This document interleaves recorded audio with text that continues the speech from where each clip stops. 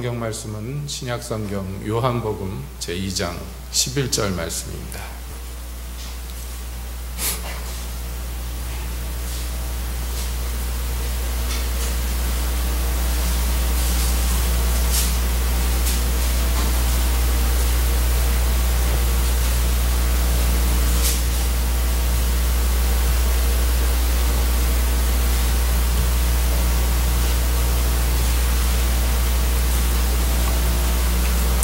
요한복음 제2장 11절 제가 읽겠습니다. 예수께서 이 처음 표적을 갈릴리 가나에서 행하여 그 영광을 나타내심에 제자들이 그를 믿으니라. 아멘. 하나님, 이 시간 저희가 주님의 음성 듣기를 원하며 주의 말씀을 듣기 원합니다. 저희 중에 오셔서 말씀하여 주시옵소서. 예수님의 이름으로 기도하옵나이다. 아멘. 한 주간 평안하셨습니까? 추석 명절 잘 세셨습니까? 아니에요? 자, 오늘 우리는 요한복음 2장의 한 대목을 읽었습니다. 이 내용은 여러분들이 잘 아시고 익히 아시는 가나 혼인잔치에서 일어난 사건의 결과에 대한 한 구절의 말씀입니다. 가나라는 동네에서 이제 결혼잔치가 벌어졌는데 포도주가 떨어졌죠. 그래서 그 포도주 떨어진 것을 예수님께서 물을 가져와라 그래가지고 포도주로 만들어서 그 물로 이제 그 연회장에게 갖다 주어서 결혼식이 무사히 마치게 되었다 하는 일입니다. 그런데 이 기적을 예수님께서 행하셨는데 성경은 이렇게 얘기합니다. 이 처음 표적을 갈릴리 가나에서 행하여 이렇게 나와요. 그러니까 예수님 공생애가 시작되고 첫 번째 어떤 기적적인 사건인데 그게 가나 혼인잔치에서 일어났다 이렇게 되어 있습니다. 그러면 이 기적을 주께서 일으키셨을 때 성경은 뭐라고 얘기하느냐 하면 이 기적을 그냥 기적이라고 얘기하지 않고 표적이라고 얘기합니다. 그러니까 성경에서 기적들이 일어날 때 어떤 기적들은 특별히 표적이라고 부르는데 그것은 뭐냐면 그 기적의 목적이 무엇이 있어요. 표시와 같은 목적, 깃발과 같은 목적이 있어요. 그래서 이 기적으로 무엇이 나타나느냐 했더니 예수님의 영광이 나타나셨다 그래요. 예수님이 어떤 마술적인 인물로 나타난 게 아니라 영광이 나타나셨어요. 하나님 아들의 영광이 이 기적을 통하여서 표시처럼 나타났어요. 그래서 그 결과가 뭐냐 하면 제자들이 예수님을 믿었다 이렇게 되어 있습니다. 그러니까 표적이 나타나서 예수님을 믿었다. 이 가나안 혼인잔치에 대한 결론이 이와 같습니다. 그래서 오늘 우리는 이 말씀을 시작으로 해서 주께서 이러한 기적들을 일으키시고 특별히 기적 중에서 표적이라고 부를 수 있는 이런 기적들을 일으키실 때 그 일의 결과로 무엇이 나타나는가 그리고 그 목적이 무엇인가 그것을 함께 살펴보고자 하는 것입니다. 요한복음에서는 다른 복음서에서도 많이 나옵니다만 요한복음에서는 예수님이 이런 기적을 행하신 것을 7가지를 적고 있어요. 자잘하게 따지자면 더 많겠지만은 크게 소개한 이렇게 자세하게 소개한 기적 표적이 7개가 나옵니다.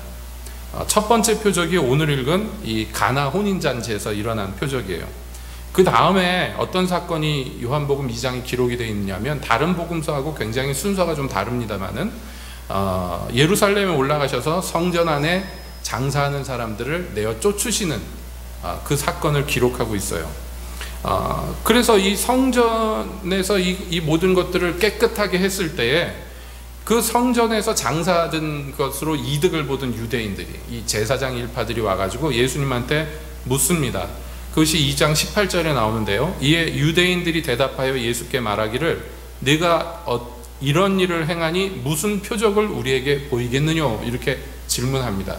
이게 무슨 말이냐면 네가 무슨 권리로 이런 일을 하느냐는 거예요. 이 사람은 성전에서 어떤 지위가 있는 사람도 아니고 예수라는 사람은 국가가 공인한 선지자도 아니고 그냥 갈릴리에서 올라온 어떤 촌사람이에요.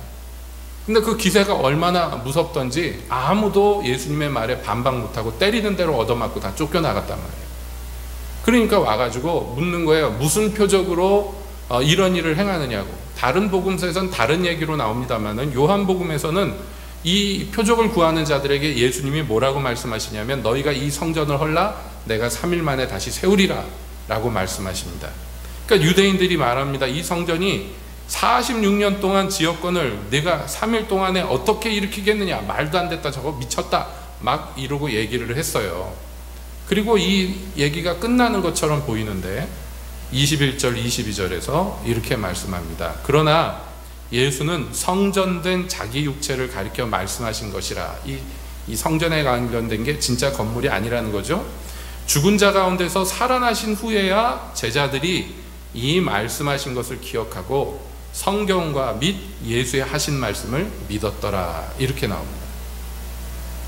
그러니까 예수님이 보여주시고자 한 표적이 무엇이었냐면 성전을 헐어라 내가 3일 만에 다시 세우리라. 이것은 당신의 죽음과 부활에 대한 말씀이었는데 아무도 못 알아들었어요, 그 당시에. 그런데 이 일이 일어나고 나서 제자들이 비로소 깨달았습니다. 아, 예수님이 이 말씀을 하셨구나. 그리고 보니까 구약 성경에도 예언이 되어 있던 얘기예요. 그래서 비로소 제자들이 하나님의 말씀과 예수님의 말씀을 믿게 되었다라고 얘기합니다.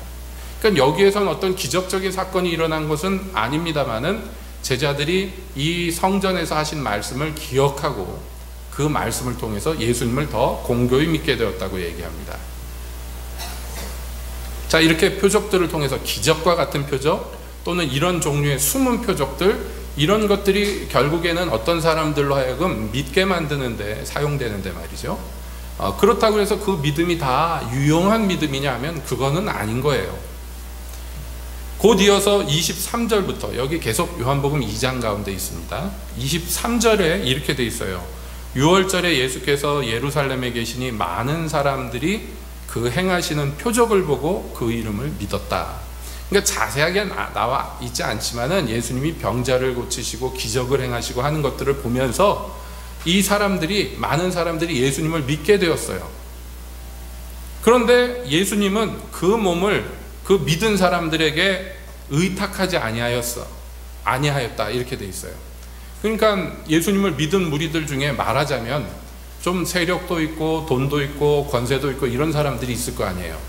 그럼 그 사람들의 후원을 받고 스폰서를 이렇게 세우면은 예수님의 사역이 훨씬 더 편리하고 훨씬 더 유용하고 훨씬 더 안락할 것입니다. 그러나 여러분 성경을 아시다시피 예수님은 뭐라고 그러셨느냐? 참새도 제 집이 있고 여우도 굴이 있는데 인자는 머리 둘 곳이 없다 그랬어요. 공생애 내내 그러셨어요. 그건 왜냐하면 이런 유력자들이 도와주겠다 했는데 그것을 다 거절하셨기 때문이에요. 아무에게도 자기를 의탁하지 않았다. 성경은 그렇게 얘기합니다. 아무에게도 자기를 의탁하지 않았다. 왜냐하면 이는 친히 모든 사람을 아시며 또 친히 사람의 속에 있는 것을 아셨기 때문이다. 그들의 마음이 어떤지를 아셨다는 거예요. 믿었지만, 예수님의 표적을 보고 믿었지만, 그러나 그 사람들에게 완전히 자기 몸을 맡기고 그래서 그 사역을 동역할 만한 사람이 아니라는 것을 그 마음으로 아셨다는 거예요. 여러분 뭐 다 결국을 우리가 다 압니다만은 이렇게 예수님을 믿고 말하자면 추종하고 예수님이 마지막 예루살렘 입성했을 때 호산나 호산나 노래 부르던 사람들 중에 많은 무리가 예수님을 죽이는데 앞장서는 것을 우리가 보게 됩니다. 그러니까 표적을 보고 믿었지만 그 믿음 가지고는 예수님과 함께 할 수가 없다는 거예요. 예수님이 그 사람들의 속마음을 다 아셨기 때문이라는 거예요. 그리고 덧붙여 이렇게 얘기합니다. 아무의 증거도 받으실 필요가 없었다. 그런 사람들이 예수님이 메시아니 뭐니 증거하는 거에 대해서 예수님은 별로 관심을 두지 않으셨어요. 바로 그 뒤에 사건이 나옵니다. 니고데모란 사람이 나와요. 3장에 니고데모란 사람이 나오는데 이 사람은 여러분 아시다시피 존귀한 이스라엘의 지도자 중에 하나입니다. 이 사람이 와서 뭐라 그러냐면 라비어라고 물어요. 라비어, 당신은 하나님이 보내서 온 하늘에서 오신 선생님인 것을 우리가 아는데 왜냐하면 하나님이 직접 보내신 이가 아니면 이런 일들을 할 수 없다는 것을 알기 때문입니다. 그러니까 표적을 보고 믿은 사람의 대표주자 중에 하나가 이 니고데모예요. 그런데 이 니고데모와 예수님이 동역하셨느냐? 그렇지 않습니다. 니고데모는요, 예수님이 이 거듭남의 비밀에 대해서 말씀하실 때 못 알아들었어요. 예수님이 그를 꾸짖습니다. 네가 이스라엘의 선생된 자로서 어떻게 이것을 못 알아들을 수가 있느냐고. 그러니까 이 사람은 예수님이 보통 존재가 아니고 하늘에서 온 선생님이라는 것을 알고 믿었지만, 그렇지만 그 안에 있는 믿음은 온전한 믿음이 아니에요. 제대로 하나님을 받아들일 수 없는 믿음이라는 거예요. 그러니까 그런 사람들의 후원이나 그런 사람들의 증거가 예수님에게는 아무 소용이 없는 거예요. 그러면 봅시다. 자, 여기까지 우리가 보면서 성경에서 얘기한 걸 보면 표적을 통해서 믿는 자들이 나오는데, 그러나 그 믿음이라는 것이 그렇게 막 믿음직스럽고 대단한 믿음이라고 볼 수는 없더라는 거예요. 맞죠?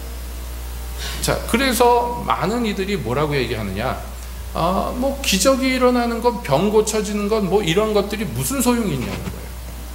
그것 때문에 무슨 예수를 믿고 막 뭐 대단한 일이 일어나고 그러지 않지 않냐는 거예요. 성경부터가 현실적으로도 그렇지 않냐는 거예요. 막 병 고쳐주고 기적이 일어난다고 그래가지고 그것 때문에 그걸 보고 믿느냐는 거예요. 그걸 보고 예수님을 믿느냐는 거예요. 그러니까 기적이 소용이 없다는 거예요. 이렇게 주장하는 분들, 이렇게 믿는 분들이 꽤 많이 있습니다. 특별히 그 신학적으로 얘기하면 은사 종결론자라고 보통 불리우는 분들, 즉 이러한 병 고치는 것이라든지 성령의 은사라든지 뭐 예언이라든지 이런 것들은 초대교회 이후로 다 없어졌다고 믿고 가르치는 분들에게 있어서는 하나의 중요한 논리의 근거가 되는 것이 바로 이런 말씀입니다. 표적을 보고 믿었지만, 기적을 보고 믿었지만 그 믿음에 어디 쓸모가 있더냐 하는 거예요. 그러니까 진짜 믿음은 어떤 믿음입니까, 여러분? 보지 않고 믿는 것이 복된 믿음이잖아요. 뭘 꼭 봐야 됩니까, 여러분? 뭘 또 꼭 경험해야 되겠어요? 무슨 기적을 꼭 만나봐야 되겠어요? 그런 거 없이 정말 오직 말씀만 믿어가지고 그 믿음이 굳세게 되는 것이 진짜 좋은 믿음 아닙니까? 여러분 어떻게 생각하십니까? 예, 아멘이 막 나오네요. 그러면 거기서 우리는 한 발 더 나갑니다. 그러면 이런 믿음이 쓸 데가 없는데 왜 예수님은 계속 표적을 나타내실까? 왜 하나님은 기적을 계속 행하게 하실까? 이런 거 보고 믿는 거 아무 쓸 데가 없는데 그거 몰라서 하나님이 바보예요? 왜 기적을 행하실까요? 왜 표적을 행하실까요? 무엇 때문일까요? 여러 이유가 있겠습니다. 표적은 표적이기 때문에 의미가 있는 거예요. 좀 극단적으로 얘기하면 표적의 한 가지 효용, 하나님께서 이런 표시로 나타나는 특별한 기적을 일으키시는 이유 중에 하나가 뭐냐면 이것을 보고도 믿지 않는 자들을 심판하기 위해서입니다. 극단적으로 얘기하자면 그런 거예요. 그러니까 믿을 만한 것들을 많이 보여줬는데도 안 믿으면 이 사람들은 변명의 여지가 없는 거예요. 예수님 당시만 그런 것이 아닙니다. 여러분, 우리가 제일 많이 예로 드는 출애굽 당시를 생각해 봅시다. 출애굽 당시에 광야의 이스라엘 백성들은 매일매일이 기적이었어요. 매일 아침마다 하늘에서 먹을 게 내렸고요. 하루 24시간 동안에 하나님의 불기둥, 구름기둥이 자기들을 덮어서 그 광야에서 보호해 주셨어요. 밤이면 얼어 죽을 것 같은 그 추위에서 그들을 보존해 주셨고, 낮에는 타 죽을 것 같은 그 더위에서 그들을 보호해 주셨어요. 40년 동안 그들이 광야에서 살았는데 신발도 닳지 않고 옷도 해지지 않았어요. 물 없는 땅 사막에서 하나님이 물을 항상 주셨어요. 반석을 터뜨려서 물이 나오게 하셨어요. 그러니까 매일매일이 기적이었어요. 매일매일이. 고기 먹고 싶다 그러니까 막 메추라기도 보내주셨어요. 그런데 문제는 뭐였습니까? 끝까지 안 믿었어요. 하나님을 끝까지 안 믿었어요. 그런 것들을 다 보고 듣고 누리고 있었지만은, 그래서 광야에서 멸망된 사람들에게는 변명의 여지가 없는 것이에요.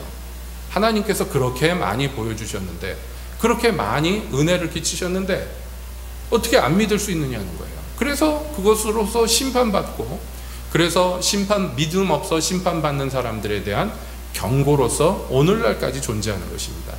이게 이 표적의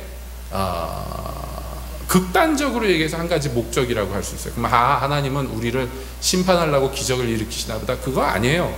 기적을 일으키신 이유는 여러분 광야에서 그렇게 하지 않으면 백성들이 죽기 때문에 그들을 보호하시고 보존하기 위해서 사랑으로 베풀어 주신 거예요.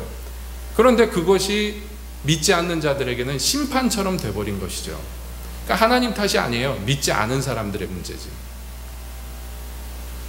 그러나 하나님이 이런 표적을 행하실 때는 사실은 더 큰 이유가 있습니다.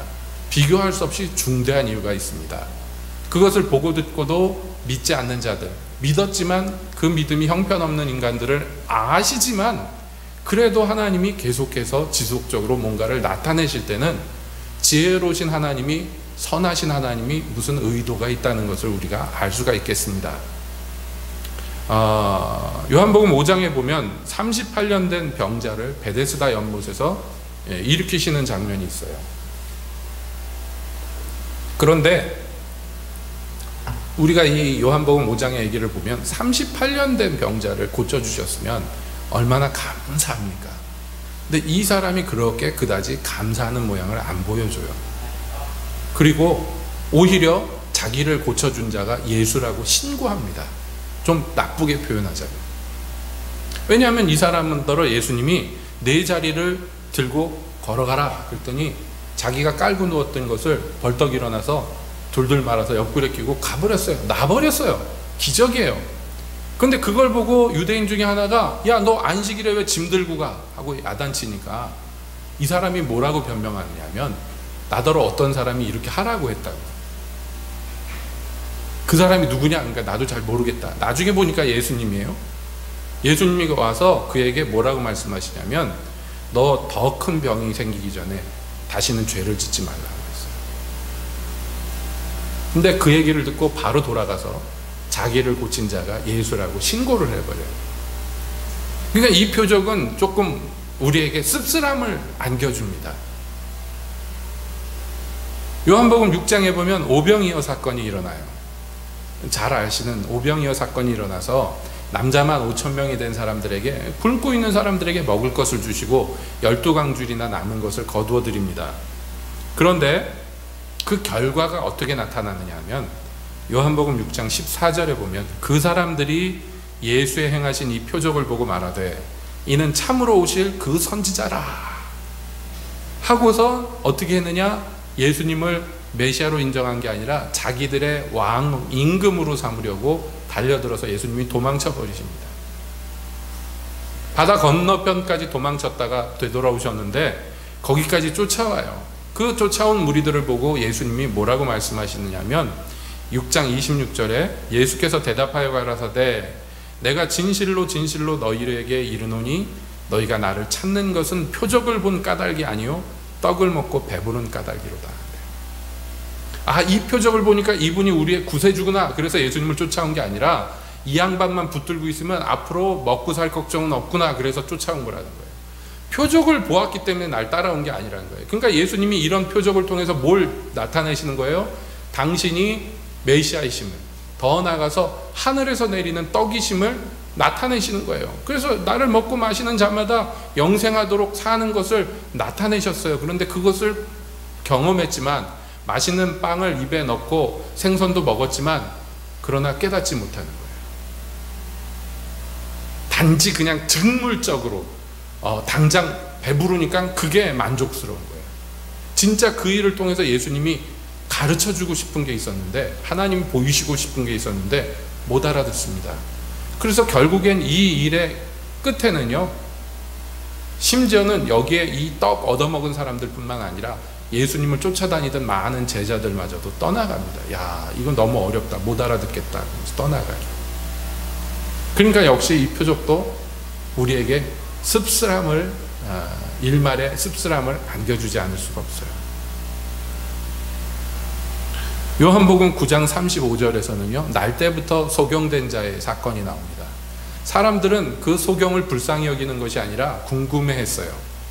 왜냐하면 모든 이런 인간의 불행들은 범죄의 결과라고 생각했기 때문에 이런 날 때부터 소경인 사람은 아주 특이한 케이스고 궁금증을 유발하는 케이스예요. 왜냐하면 이 사람이 살다가 장님이 되었으면 아, 이 사람이 무슨 죄가 있구나 이렇게 쉽게 생각할 건데, 태어나면서부터 장애가 있으니 이건 이 사람이 태어나기 전에 무슨 죄를 지었다는 게 아니잖아요. 그러니까 어떤 사람들은 주장하기를 이건 부모의 죄 때문이다 이렇게 얘기해요. 그러니까 예수님한테 와서 물어보는 거예요, 제자들이. 이 사람이 날 때부터 속용된 게 부모의 죄입니까? 자기 죄입니까? 그러니까 여기에 참 잔인한 논리가 들어있는 거예요. 이 고통받는 사람에 대한 아무런 긍휼이 없어요. 하나님 백성임에도 불구하고.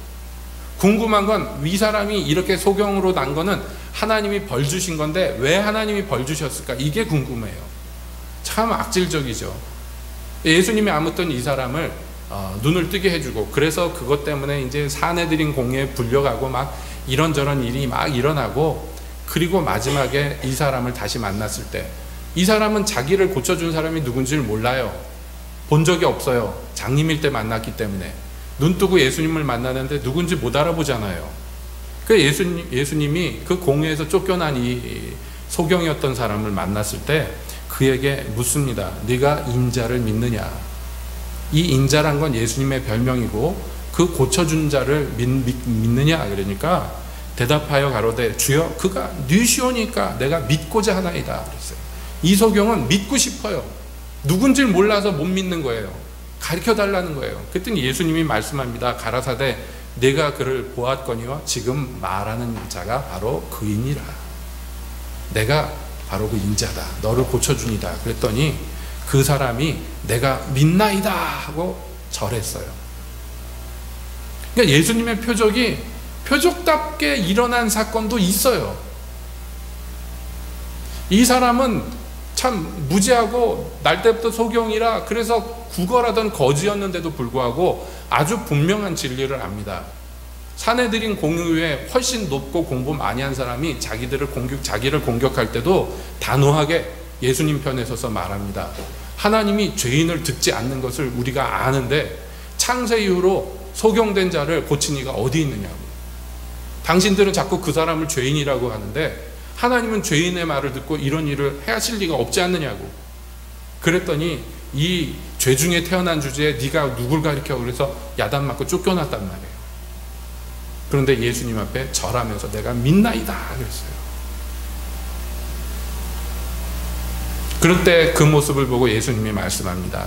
예수께서 가라사대 내가 심판하러 이 세상에 왔으니 보지 못하는 자는 보게 하고 보는 자들은 소경되게 하려 함이니라 라고 말씀하셔요. 그러니까 이 표적에 말씀드린 대로 중요한 어떤 기능 중에 하나가 이런 것들을 보면서도 믿지 않는 자들이 심판받는 것이 중요한 이유예요. 뿐만 아니라 이것을 보고 믿는 자들을 구원하시는 것이 또한 중요한 이유입니다. 같은 표적인데도 반응이 이렇게 극단적으로 나오는 거예요. 여러분 보세요. 날 때부터 소경된 자가 기적적으로 눈이 열렸어요. 그러면 이게 참 희한하구나. 이게 어떻게 해서 이런 일이 일어났나? 이런 거를 궁금해야 되는데 그게 아니에요. 유대인들은 붙잡아다가 이거 분명히 뭔가 사기야 라고 생각을 해요. 있을 수 없어 라고 얘기해요. 믿지를 않아요. 그래서 여전히 자기들은 본다고 주장하지만 여전히 소경인 채로 보지 못하는 거예요. 여러분 요한복음 11장에 우리가 잘 아는 죽은 나사로가 살아나는 장면이 있습니다. 그런데 그 죽은 나사로가 살아날 때 예수님이 돌을 옮겨놓으라 그러니까 사람들이 아이고 벌써 돌로 막아놨는데도 썩는 냄새가 나는데 죽은 지 나흘이나 됐는데 이것을 어떻게 돌을 치우라고 합니까? 그랬더니 예수님이 네가 이걸 하면 하나님의 영광을 보겠다 하지 않았느냐. 돌을 치우라 그런 다음에 일부러 크게 소리를 내서 하늘을 보고 기도를 합니다. 예수님이요. 하늘을 보시고 크게 소리를 내서 기도를 하는데 아버지여 내 말을 들으신 것을 감사하나이다. 항상 내 말을 들으시는 줄을 내가 알았나이다. 그러나 이 말씀하옵는 것은 둘러선 무리를 위함이니 곧 아버지께서 나를 보내신 것을 저희로 믿게 하려 함이니이다. 나사로를 살리는 것을 통해서 어떤 표적을 나타내시는데 이렇게 소리내서 기도하지 않아도 되는데 이렇게 소리내서 기도하는 이유는 하나님이 나를 들으신다는 것을 이 사람들로 목격하여서 그래서 이 사람들로 믿게 하기 위해서입니다 라고 크게 기도하시고 그 다음에 이제 나사로야 나오너라 하고 소리를 치시니 죽은 나사로가 걸어 나오는 거예요. 그 결과로 성경은 얘기합니다. 마리아에게 와서 예수의 하신 일을 본 많은 유대인이 저를 믿었으나, 그러나 어떤 이들은 또 가서 신고해요. 참 희한하죠. 죽어서 냄새 나던 사람이 살아나왔는데 그 과정을 사람들이 다 볼 수 있도록 큰 소리로 예수님이 중계하듯이 하셨어요. 믿으라고. 근데 그걸 보고 어떤 사람들은 믿었어요. 그런데 어떤 사람들은요, 도리어 야, 이거 큰일인데 예수 믿는 사람들이 자꾸 더 늘어나는데, 그래가지고 가서 신고해버려요. 그 나중에 어떻게 하느냐면 유대인들이 예수님도 죽일 뿐만 아니라 나사로도 죽이려고 해요. 왜냐하면 나사로 때문에 예수님 믿는 사람이 자꾸 늘어나니까. 그러니까 기적이 일어나도 요지부동입니다. 표적을 보여줘도 더 강팍해져요. 여러분, 표적이 표적으로서는 존재하지만 이게 중요한 거예요. 그것을 본 사람들이 원래 목적대로 다 믿느냐? 아니고 어떤 사람들은 더 강팍해져요. 이게 참 비극적인 일인데, 이게 오늘날도 마찬가지입니다. 오늘날도 마찬가지예요. 여러분, 뭐 예를 들어 무슨 부흥회, 무슨 집회 같은 데서 병이 나가지고 사람이 막 기뻐하고 눈물을 흘리면서 병이 났다고 막 간증할 때, 그거 보면서 같이 눈물을 흘리는 사람들이 있고요. 어떤 사람들은 에휴, 그래 뭐 무슨 소용이 있어, 어차피 다 늙어 죽을 텐데, 뭐 이딴 소리 하고 있어요.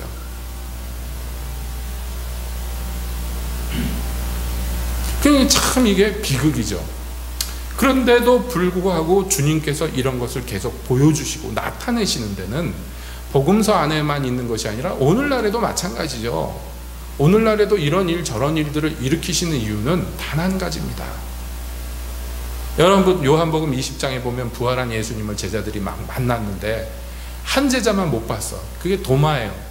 그 도마가 나중에 돌아와서는 제자들이 다 부활한 예수님을 봤다 그러는데 뭐라 그러냐면, 이 미친 것들이 미친 소리 한다고 그러면서 하는 얘기가, 내가 그 손에 못자국에 손가락 넣어보고 그 옆구리에 창자국에 손가락 넣어보기 전까지는 안 믿는다 그래요. 얼마나 강팍한 말입니까? 예수님이 다시 살아났다 그러면 기뻐해야 되는데 이 인간이 얼마나 강팍하게 말하는지 몰라요. 근데 예수님이 도마에게 나타나셨어요, 나중에. 그리고 도마에게 뭐라고 말씀하시냐면, 내 손가락을 이리 내밀어 내 손을 보고 내 손을 내밀어 내 옆구리에 넣어보라. 그리하고 믿음 없는 자가 되지 말고 믿는 자가 되라 라고 말씀하세요. 도마가 그 못돼 먹은 말 하는 거 예수님이 다 들으셨어요.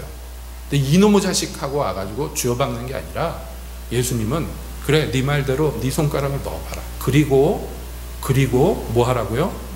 믿지 않는 자가 되지 말고 믿는 자가 되라. 그러니까 표적을 보여주시는, 꾸준히 나타내시는 이유는 결국엔 이거예요. 이거라도 보고 믿으라는 거예요. 물론 예수님이 덧붙여 말씀합니다. 도마가 그 얘기를 듣고 진짜 손가락을 넣어봤겠습니까? 예? 자기도 얼굴이 있지? 납작 엎드려서 말합니다. 나의 주시여 나의 하나님이십니다. 그랬더니 예수님이, 너는 나를 본고로 믿느냐? 보지 못하고 믿는 자들이 복되도다 라고 말씀하세요. 진짜 사실은 그래요. 보지도 않고도 믿는 게 진짜 복된 거예요. 그러나 말이죠, 주님의 목적은 보고라도 믿으라는 거예요. 그래서 이런 표적 저런 표적, 이런 기적 저런 기적을 사실 나타내는 것입니다. 우리가 복음 전파에 있어서 그래서 이 기적이 얼마나 유용하고 중요한지 모릅니다. 사도행전 5장에도 보면 그렇게 해요. 사도들의 손으로 민간의 표적과 기사가 많이 되매 믿는 사람이 다 마음을 같이하여 솔로몬 행각에 모이고 나와요. 이런 기적들이 제자들의 손으로 많이 일어났어요. 그래서 베드로가 길을 걸어갈 때 사람들이, 예루살렘 사람들이 병자를 막 들고 와가지고 지나가는 길에 눕혀놔요. 왜냐하면 그림자만 덮여도 병이 나으니까. 그걸로 말미암아 많은 사람들이 예수님께로 돌아옵니다. 오순절 사건으로 말씀의 전파하는 증거로도 사람들이 돌아오지만, 여러분 사실은 성경에 보면 이 초대 예루살렘 교회에 이렇게 사람들이 돌아올 때 말이죠, 기적을 통해서도 많이 돌아와요. 우리가 잘 아는 바, 그 미문에, 성전 미문에 앉았던 안진뱅이가 일어난 것을 보고요, 그달에 5,000명이 주께로 돌아왔어요. 그러니까 기적이 효용이 없다고 얘기하면 안 됩니다. 여러분, 지금도 북한에 많은 지하교회가 생기고 있고요. 기독교인 숫자가 막 늘어나고 있어요. 어떻게 그럴 수가 있을까? 예수 믿으면 10중 8구 죽을 판인데 어떻게 예수를 믿을까? 그렇게 기독교인들이 된 사람들의 간증을 들어보면 다 뭐 때문이냐면, 여러분 그렇잖아요. 공산주의에 몇십 년 산 사람한테 가서 전도한다는 게 쉬운 일입니까? 전도가 다 어떤 식으로 되느냐 하면, 이제 병이 들었는데 병원도 없고 병원에 가도 약도 없고 병원 갈 돈도 없어요. 대부분의 기독교인들이 그래요. 아니, 대부분의 북한 주민들이 그래요. 그래서 지금 북한에 무당들이 엄청나게 많이 늘어난다 그러잖아요. 사람들이 병원에 못 가니까 무당한테로도 가서 뭐라도 굿이라도 해가지고 나으려고 그러는 거예요. 그러니까 그런 사람들한테 가서 기독교인들이 가가지고 어머니, 내가 하나님 믿는 사람인데 사실은 당신을 위해서 기도해도 되겠냐고. 뭐 이제 죽게 생겼는데 어떻게 할 거예요? 기도해달라. 기도했더니 병이 낫는 거예요. 그래서 예수를 믿는 거예요. 그렇게 해서 기독교인들이 지금 굉장히 많이 늘어났어요. 여러분, 이건 북한에서만 그런 게 아니라 이제까지 교회 역사 안에서 계속 반복되어 왔던 일들이, 지속되어 왔던 일들입니다. 하나님이 한 사람이라도 구원하기 위해서 그래서 별별 일들을 다 하세요. 그 중에 중요한 게 이 이적과 기사, 그래서 이것으로 말미암아 주님이 증거되는 표적들입니다. 자, 이 말씀을 하시는 이유는 뭐냐 하면, 이 말씀을 드리는 이유는 우리도 이런 믿음을 가져야 됩니다. 어떤 믿음이냐면, 여러분 주님이 약속하셨어요. 그래서 마가복음 16장에서 예수님이 승천하시기 전에 제자들에게 너희는 천하에 다니며 복음을 전파하라. 그리고 믿는 자들에게 세례를 베풀어라. 그래 놓고서 뭐라고 말씀하셨냐면, 그렇게 믿는 자들에게는 표적이 따를 것이다 그랬어요. 예수님이 표적을 행하신 것이 성경에 나와 있지만 그 다음에 약속은 뭐냐면, 그 예수님을 믿은 사람들에게도 표적이 나타난다고 얘기하셨어요. 그러면서 5가지 예를 드셨습니다. 그 외에도 수많은 표적들이 있죠. 그리고 하늘로 올라가셨는데 요한복음 마지막에는 뭐라고 그것을 이렇게 결론 내리냐 하면, 마가복음 마지막에서요, 마가복음 16장 19절 20절에 이렇게 얘기합니다. 주 예수께서 말씀을 마치신 후에 하늘로 올리우사 하나님 우편에 앉으시니라. 예수님이 지금 어디 가셨다고요? 하늘에 하나님 우편에 앉아 계셨다고요. 그 다음에 제자들이 나가서 두루 전파할세 주께서 함께 역사하사. 하늘 보좌 우편에 앉아 계신 예수님이 지금 또 어디에 계셔요?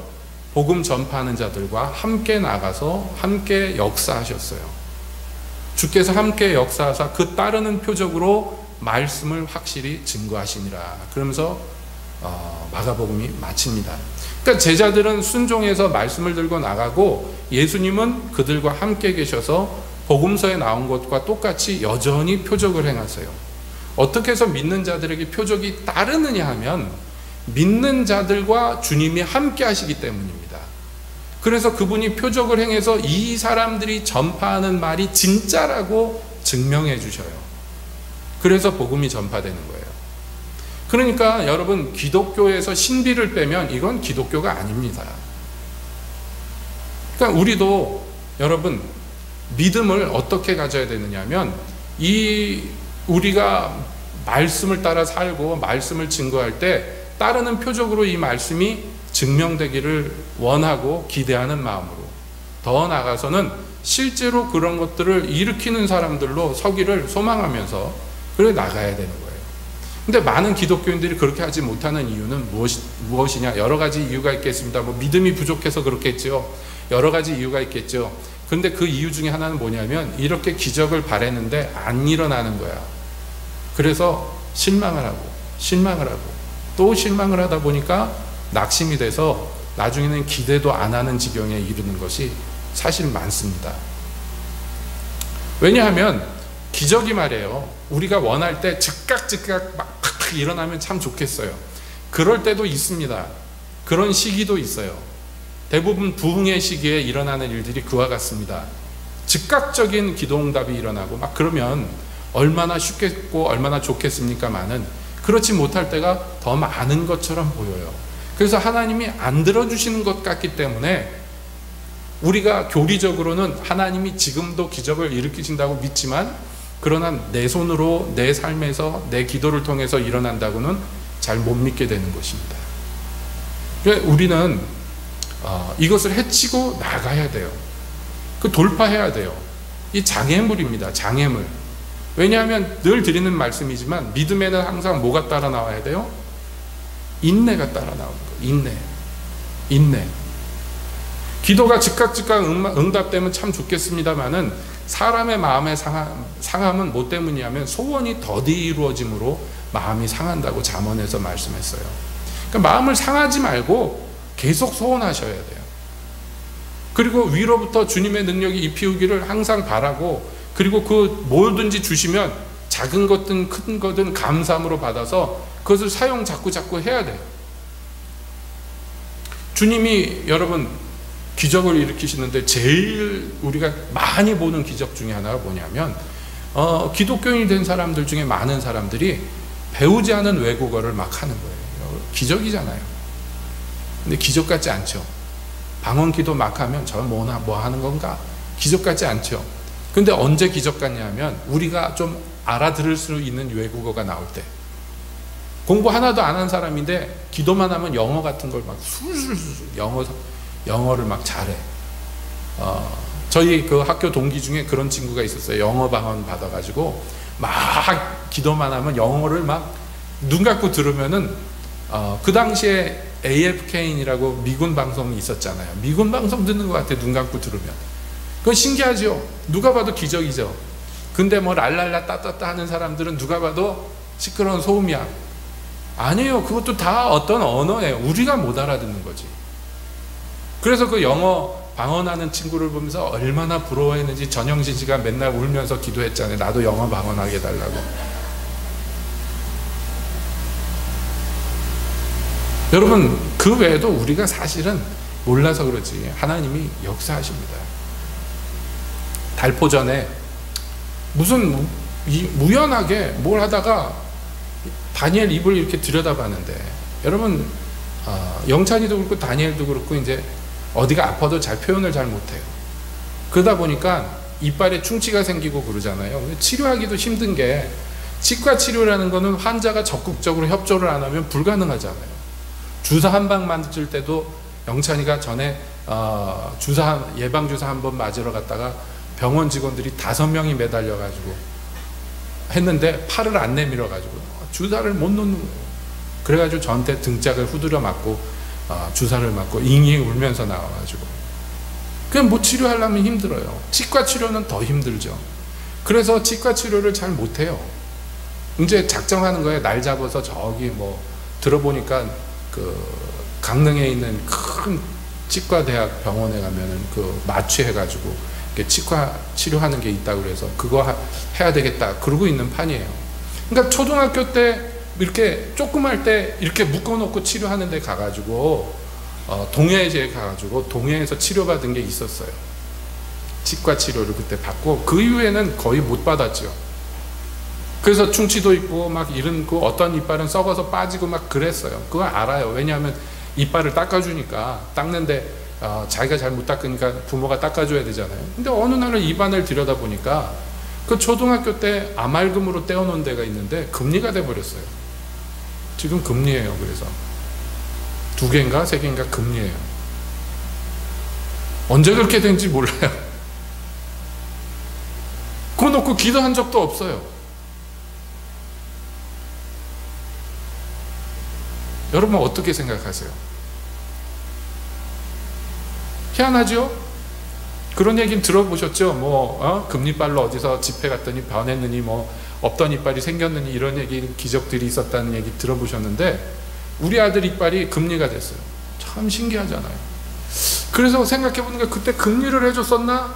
택도 없는 얘기죠. 전도사가 무슨 돈이 있다고 애들을 금리를 해주겠어요. 그런데 금이빨 된 거는 신기하고도 감사한데, 썩어서 빠진 이빨은 여전히 썩어 있고, 이빨이 몽땅 다 치료를 받고 금리도 되고 그러면 할렐루야 할 텐데 애매하잖아요. 그렇죠? 어떤 거는 금리가 됐고 어떤 거는 그냥 썩어 있을까요? 이런 것이 우리가 이유를 알지 못하기 때문에 답답한 거예요. 하나님이 왜 이렇게 하셨을까? 이건 뭐 하나님 말고는 누가 해줄 수가 없는 일이니까 그렇잖아요. 그런데 말이죠, 이런 것들이 기능합니다. 표적으로서. 뭐냐면 우리 아이들을 위해서 부모로서 오랫동안 기도해왔지만 어떤 때는 지쳐요. 어떤 때는 낙심도 됩니다. 오랜 기도가 그래요. 안 할 수는 없지만, 그러나 하기는 하지만 어떤 때는 낙심도 되고 어떤 때는 지치기도 합니다. 그러나 이런 표적들이요, 새 소망을 주고 새 힘을 주셔요. 하나님이 왜 이렇게 하셨는지 우리는 몰라. 부모도 몰라. 그러나 이것이요, 대단한 용기를 주고 다시 한번 믿음으로 설 수 있도록 도와줍니다. 또 신기하다고 예배 끝나고 다니엘 다 들여다보시고 그러실까 모르겠는데, 그런 거예요. 표적이란 게 그런 것입니다. 우리를 믿게 도와줘요. 믿도록 해줍니다. 여러분, 이것이 우리의 믿음을 공교히 할 뿐만 아니라 다른 사람들, 특히 믿지 않는 자들에게 있어서는 중요한 기능을 하는 장치예요. 이것을 우리에게 주님은 약속하셨어요. 믿는 자들에겐 이런 표적이 따를 것이다. 그러면 우리는 주님의 약속을 믿어야 돼요. 나부터. 그래야 우리의 삶 속에서 기적이 일어납니다. 그래야 우리의 삶 속에서 기적이 일어나요. 여러분, 잊으시면 안 됩니다. 기적이 일어나요. 그 미국의 유명한 치유사역 하시는, 자꾸 이름을 제가 잊어버리는 목사님이 계셔요. 그 위아래로 흰 옷 입고 다니는 분 누구죠? 베닌 목사님. 제가 서울에 살 때, 우리 아이가 작았을 때죠. 베닌 목사님 책을 어느 날 제가 방에서 읽고 있었는데, 책 제목이 정확하게 기억이 안 나는데 이런 제목이에요. 하나님, 우리에겐 기적이 필요합니다. 뭐 그런 제목이에요. 그래서 본인의 그 사역 중에서 병 고침 받은 사람들에게 케이스가 쭉 기록이 되어 있는 그런 책이에요. 그런데 어떤 부분을 읽다 보니까 그 불치병인 아이가, 작은 아이가 치료받는 얘기가 나왔어요. 그래서 그걸 보다가 제가 눈을 감고 그래서, 하나님, 우리 아들 다니엘도 이렇게 치료받기를 제가 간절히 원합니다. 기도도 아니에요. 그냥 속으로 혼잣말처럼 중얼중얼 됐어요. 책을 읽다가. 그런데 갑자기 하나님이 저에게 전혀 예상치도 못했는데 갑자기 말씀하셨어요. 내가 치료하리라, 내가 치료하리라, 내가 치료하리라. 3번을 말씀하는데 제가 거기서 깜짝 놀라서 압도당해서 가만히 있었어요. 응답을 기다리고 기도한 것도 아니고, 정식으로 앉아서 무릎 꿇고 기도한 것도 아니고, 그냥 혼잣말처럼, 한숨처럼, 한탄처럼 그렇게 기도했는데 하나님이 안 믿을까봐 3번이나 반복해서 저에게 말씀하셨어요. 그것이요, 아직도 잊혀지지가 않아요. 그래서 정말 이렇게 힘들고 낙심될 때마다 다시 기억합니다. 맞아, 그날 그 방에서 주님이 그렇게 말씀하셨지. 3번이나 연달아서 말씀하셨지. 여러분, 우리 삶 속에서 이러한 표적들이, 이러한 기적들이, 여러분, 우리가 주님을 믿게 하는데 얼마나 큰 역사를 일으킨지. 그래서 저는 기대합니다. 그런 기적은 그 목사님이나 하겠지. 아니에요. 저는 그런 은사가 별로 없어요. 객관적으로. 그래서 그런 남들보다 더 기적을 많이 일으키는 그런 성도들이 우리 교회에서 막 일어났으면 좋겠어요. 그래서 하나님이 지금 살아계시며 지금도 우리를 긍휼히 여기시고 은혜 베푸신다는 것을 만방에 나타낼 수 있었으면 좋겠어요. 그래서 여러분 중에서 기적을 행하는 자, 능력을 행하는 자, 병 고치는 사람, 이런 사람들이 막 일어났으면 좋겠습니다. 그래서 이런 일은 누구에게 일어나냐면 마음에 간절히 소망하는 자들에게 일어나요. 여러분들이 매일 습관적으로 왔다 갔다 하는 신앙에서 이제 더 나아가서 여러분 삶 속에서 실제로 역사하시는 하나님을 드러낼 수 있는 그런 대로 우리들이 나아갔으면 좋겠습니다. 새빛교회가 나아갔으면 좋겠습니다. 그것이 오늘날까지 기적을 행하시고 표적을 보이시는 우리 주님의 깊은 마음입니다. 기도하겠습니다.